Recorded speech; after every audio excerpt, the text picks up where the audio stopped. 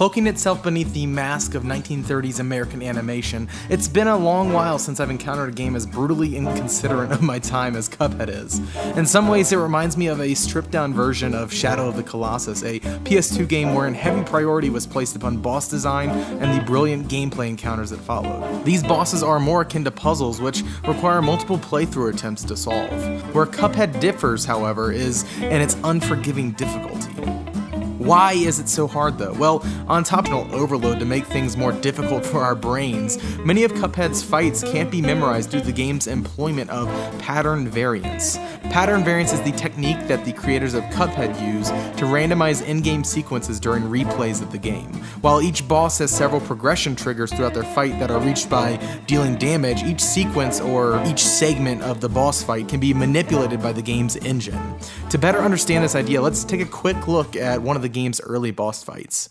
During my many attempts to defeat Ribby and Croaks, the two frogs that fuse into a slot machine, I learned that pattern variance was able to affect many aspects of Cuphead, including the number and distance between hazards, duration of sequences, and characteristics of individual attacks. In the first phase of this boss fight, the frogs shoot high and low projectiles towards the player, who will have to jump, crouch, parry, and shoot to prevent themselves from taking damage. During this portion of the encounter, the order by which projectiles were launched changed nearly every time, sometimes favoring the high paths and other times being heavily focused on preventing low crouches.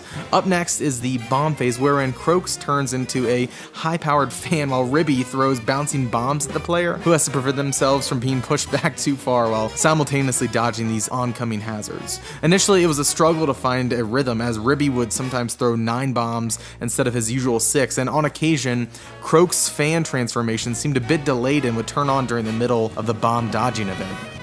Eventually, the frogs transform into a slot machine, an aesthetic choice that I believe is most fitting as it serves both form and function.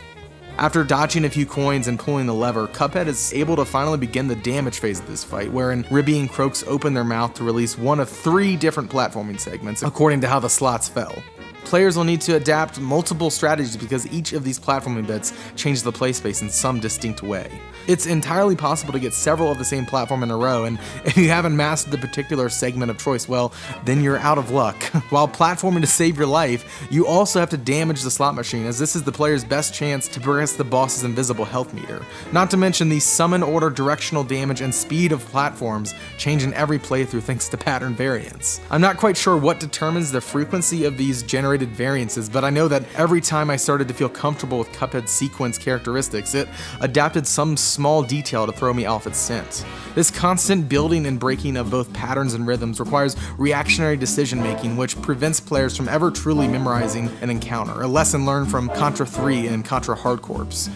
Not exactly sure how we'll look back on the game in 5 or 10 years, but as of right now, Cuphead's challenge provides an incredible sense of reward that I'm not getting from many other games. So I'm gonna continue playing and chasing after that sweet, sweet Cuphead dopamine, and I hope you'll keep watching.